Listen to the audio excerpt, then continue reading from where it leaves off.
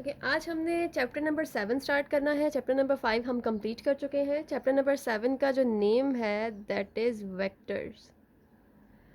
जिन students ने matric किया हुआ है साइंस के साथ, उनको वेक्टर्स के बारे में कुछ थोड़ा बहुत पता ही होगा। थोड़ा बहुत क्या, काफ़ी ज़्यादा पता होगा, लेकिन फिर भी मैं बता देती हूँ। वेक्टर्स, हम फिज़िक्स में दो क्वांटिटीज़ का जिक्र करते हैं, स्केलर एंड वेक्टर्स। स्केलर्स वो क्वांटिटीज़ होती हैं जिनके बारे में हम सिर्फ मैग्नीट्यूड की बात करते हैं, ठीक है।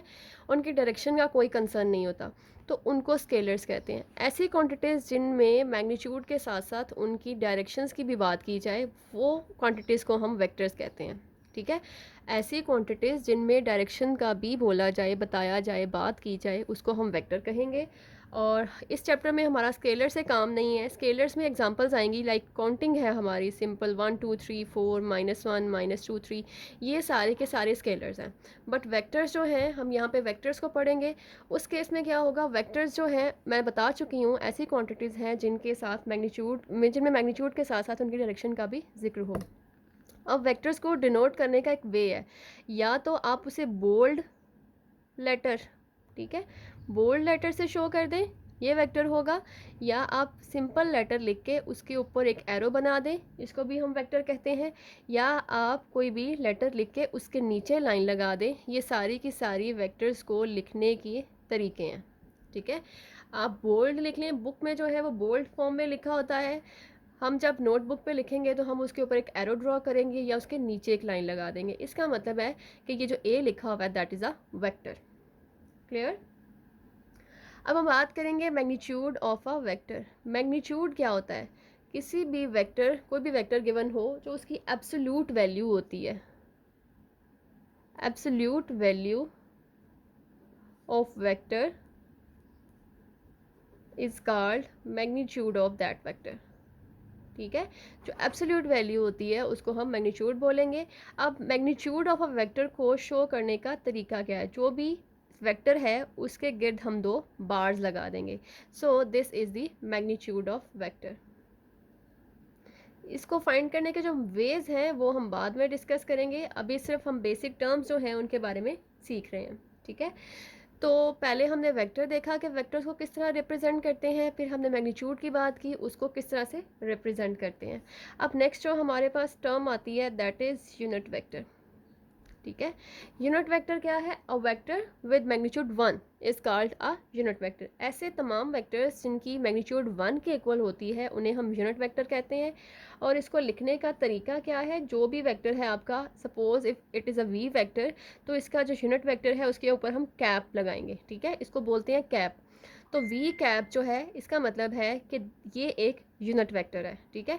और यूनिट वेक्टर को फाइंड करने का फॉर्मूला भी है कि जो भी वेक्टर का यूनिट वेक्टर फाइंड करना हो, वो वेक्टर, उसको डिवाइड कर दें उस वेक्टर की मैग्नीट्यूड से, ठीक है। तो vector over its magnitude is always equal to unit vector, ठीक है। तो ये फार्मूला बहुत यूज़ होगा, आपने इसको याद रखना है। Unit vector is always equal to vector over its magnitude. Clear. और एक बात सेकेंड ईयर कि आपने पेपर में जब भी वेक्टर का कोई भी क्वेश्चन सॉल्व करना है, वेक्टर के बारे में कुछ भी लिखना है, तो उसके लिए आपके वेक्टर के ऊपर एक एरो हेड होनी ज़रूरी है। अगर आप पूरा क्वेश्चन सॉल्व कर देते हैं, उसके ऊपर एरो हेड नहीं लगाते, तो कोई अंडरस्टूड नहीं कर सकता कि वो एक वेक्टर है या स्केलर है। तो उस केस में आपको कोई भी नंबर नहीं मिलेगा, ठीक है। तो जो एग्जामिनर होगा वो आपको कोई भी मार्क्स जो है वो अवॉर्ड नहीं करेगा। इसलिए ज़रूरी है कि वेक्टर जो भी आपका हो उसके ऊपर एरो हेड ज़रूर लगाएं। ओके, नेक्स्ट हमारी जो टर्म है that is zero vector. Zero vector क्या होता है, a vector having zero magnitude is called zero vector or null vector, ठीक है। इसका एक और नेम भी है दैट इज़ नल वेक्टर। तो ऐसे वेक्टर्स जिनकी मैग्नीट्यूड ज़ीरो हो उनको हम ज़ीरो वेक्टर या नल वेक्टर कहते हैं। For example if a vector is equal to zero, इसको रिप्रेजेंट करने का तरीका ये है।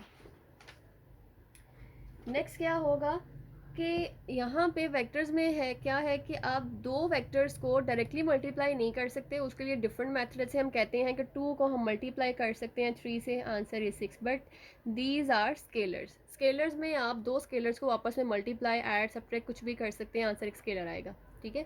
But in case of vectors हम दो वेक्टर्स को मल्टीप्लाई नहीं कर सकते, उसके दो दो जो हैं वो डिफरेंट ऑपरेशंस हैं, उनको हम बाद में डिस्कस करेंगे। बट अभी हम पढ़ेंगे कि वेक्टर को अगर स्केलर के साथ मल्टीप्लाई किया जाए तो क्या ये पॉसिबल है। Now multiplication of a vector with a scalar, multiplication of vector by a scalar. Scalar जो है उसको उस चैप्टर में हम स्मॉल के, ठीक है, इससे शो करेंगे। कोई वेक्टर है उसको हम ए से शो करेंगे। तो इस तरह से अगर के को ए से मल्टीप्लाई करेंगे तो हमारे पास आंसर आएगा के ए। के स्केलर है, इसके ऊपर किसी किस्म के एरो हेड की या नीचे बार की ज़रूरत नहीं है। सिंपल के लिखा बिकॉज के is a scalar, A vector है उसके ऊपर एरो हेड लगाया, तो हम किसी भी वेक्टर को किसी भी स्केलर से मल्टीप्लाई कर सकते हैं, ठीक है। नेक्स्ट हमारे पास टर्म जो आती है दैट इज पैरेलल वेक्टर्स। दो पैरेलल वेक्टर्स कौन से होते हैं जो आपस में कहीं भी किसी भी पॉइंट पे जाके मीट नहीं करते। फॉर एग्जांपल अगर एक ये वेक्टर जा रहा है, एक ये वेक्टर जा रहा है, तो ये एक डायरेक्शन में चलते जाएंगे, ठीक है। ये कभी भी एक दूसरे को जाके ज्वाइन या मीट या इंटरसेक्ट नहीं करेंगे। So these vectors are called parallel vectors. अब नेक्स्ट बात आती है परपेंडिकुलर वेक्टर्स। परपेंडिकुलर वेक्टर्स वो कौन से वेक्टर्स होते हैं। फॉर एग्जांपल अगर एक ये वेक्टर जा रहा है तो दूसरा बिल्कुल उसके ऊपर 90 के एंगल के साथ होगा, ठीक है। तो these are called perpendicular vectors. अगर एक वेक्टर स्ट्रेट जा रहा है तो दूसरा वेक्टर उस पर 90 का एंगल बना के जा रहा हो तो उन दो वेक्टर्स को हम परपेंडिकुलर वेक्टर्स कहेंगे। अब हम देखते हैं कि वेक्टर जो है वो बेसिकली किस फॉर्म में इस चैप्टर में हमारे सामने आएगा। वेक्टर्स को हमने पढ़ा कि हम कोई भी वेक्टर है उसको जो डिनोट करने का तरीका है वो ये हो सकता है, ठीक है। ये तो सिंपल उसकी जो सिंबल है वो आ जाएगा, लेकिन वेक्टर इटसेल्फ किस फॉर्म में आएगा। वेक्टर इटसेल्फ एक ऑर्डर पेयर की फॉर्म में हो सकता है, ठीक है, या एक्स वाई उसको जनरल फॉर्म में अगर कहें तो। अब इसको बेसिक तरीका जो है वो ये है कि x i plus y j, जो फर्स्ट कोऑर्डिनेट है उसके साथ i unit vector, y coordinate जो है सेकंड कोऑर्डिनेट उसके साथ जे यूनिट वेक्टर आ जाएगा। तो किसी भी वेक्टर को इस तरह से हम लिखेंगे, जो भी इस तरह से आपके पास एक्सप्रेशन आएगा इसका मतलब है दैट इज़ अ वेक्टर, ठीक है। यहाँ पे हमारे पास ये भी आ सकता है 4i माइनस 5j, हमारे पास ये भी हो सकता है माइनस आई प्लस 2j, आपके पास ये भी आ सकता है 1/2i माइनस 3/4j, ठीक है। तो ये सारे के सारे वेक्टर्स की एग्जांपल्स हैं, किसी भी तरह से वेक्टर फॉर्म में आपके सामने आ सकता है। सो साथ में आई जे होना ज़रूरी है। आई जो है वो यूनिट वेक्टर है along x axis, j is the unit vector along y axis. और आई जे जो है वो यूनिट वेक्टर है, इनके ऊपर कैप देना ज़रूरी है, लेकिन अगर ना भी दें तो ये कोई मसला नहीं है क्योंकि ये अंडरस्टूड है, ये जनरल फॉर्म है। तो आई जे जो है वो हमेशा वेक्टर कंसीडर किए जाते हैं, तो इनके ऊपर आप कैप ना भी दें तो भी कोई इशू नहीं है, ठीक है। अगर आप अपने बुक की एक्सरसाइज 7.1 देखें तो उसमें क्वेश्चन नंबर 1 जो है वो लिखा हुआ है write the vectors P Q in the form of x i y j. Write the vector P Q in the form of x i plus y j, ठीक है।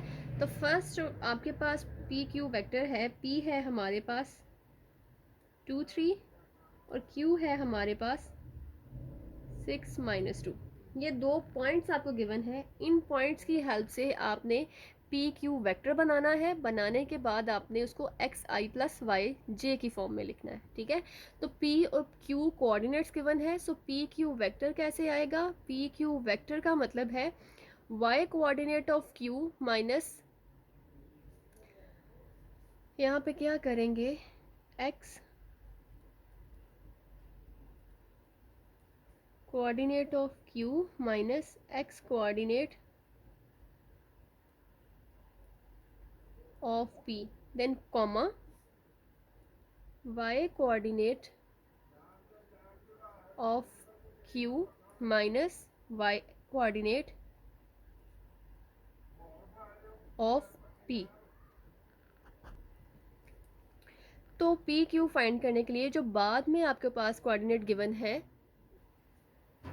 जो भी आपको वेक्टर फाइंड करना हो दो कोऑर्डिनेट की हेल्प से, जो सेकंड कोऑर्डिनेट है उसमें से माइनस करेंगे फर्स्ट कोऑर्डिनेट को, ठीक है। तो यहाँ पे क्या होगा कि सबसे पहले आप माइनस करेंगे 6 माइनस 2,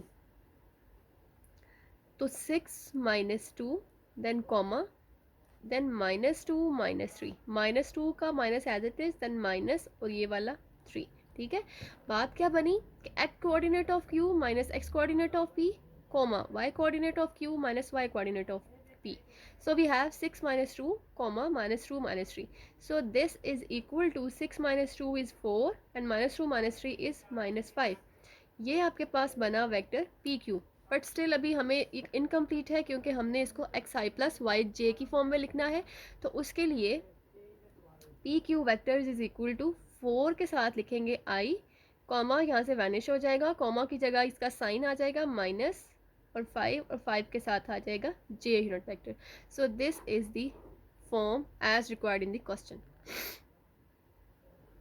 फॉर एग्जाम्पल करते हैं, अगर हमारे पास क्वेश्चन गिवन हो P है हमारे पास 0 5 और Q इज गिवन एज -1 -6, तो we have to find the p q find करने के लिए सबसे पहले हमने 1 को माइनस करना है 0 में से, सो -1 -0 कॉमा फिर -6 -5, so here we have -1 -0 is always -1 and -6 -5 is -11, so this is the vector pq, but अभी हमने इसको xi plus yj की फॉर्म में जब लिखेंगे तो -1i and -11j, so pq is equal to 1 -1i का मतलब है -i, अब 1 लिखा भी हो साथ ना लिखा हो, अंडरस्टूड है कि कोऑर्डिनेट 1 है, so this is 11j, so this is the required form. Okay second year, आज के लिए सिर्फ इतना ही काफ़ी है। अब मैं कुछ आपको क्वेश्चंस देती हूँ, उनकी प्रैक्टिस आपने करनी है। क्वेश्चन यही होगा कि जो भी आपको कोऑर्डिनेट्स गिवन होंगे आपने उनका पहले वेक्टर फाइंड करना है, देन उसको x i plus y j की फॉर्म में पुट करना है। So the questions are, if p is equal to 1 minus 3 and q is equal to -1 4, first question. Second question, p is equal to 2 4 and q is equal to 1 3. Then third question is p is 5 7 and q is equal to -1 -2. ये तीन questions हैं, आपने इनको P Q की form में लिखना है, write in form P Q and then x i plus y j, ठीक है। तो ये क्वेश्चन है आपका, ये आपके प्रैक्टिस के लिए है। ये तीनों क्वेश्चन आप सॉल्व आउट करेंगे, चेक करेंगे कि आया आपको जो लेक्चर मिला है उसकी आपको समझ आई है या नहीं। तो ये हमारा आज का लेक्चर हो गया। नेक्स्ट लेक्चर में हम 7.1 के नेक्स्ट क्वेश्चन स्टार्ट करेंगे। अभी जस्ट बेसिक था, इंट्रो दिया आपको वेक्टर्स का आज, तो पीछे आप जाके चेक कर सकते हैं कि वेक्टर की डेफिनेशन, वेक्टर किसे कहते हैं, स्केलर किसे कहते हैं, वेक्टर की बेसिक जो टर्म्स थी वो मैंने आपको बताई, और 7.1 का हमने फर्स्ट क्वेश्चन स्टार्ट किया। नेक्स्ट लेक्चर में हम नेक्स्ट क्वेश्चन स्टार्ट करेंगे, और वही बात दोबारा से कि जाके कमेंट बॉक्स में अपनी अटेंडेंस जो है वो ज़रूर एंटर करें।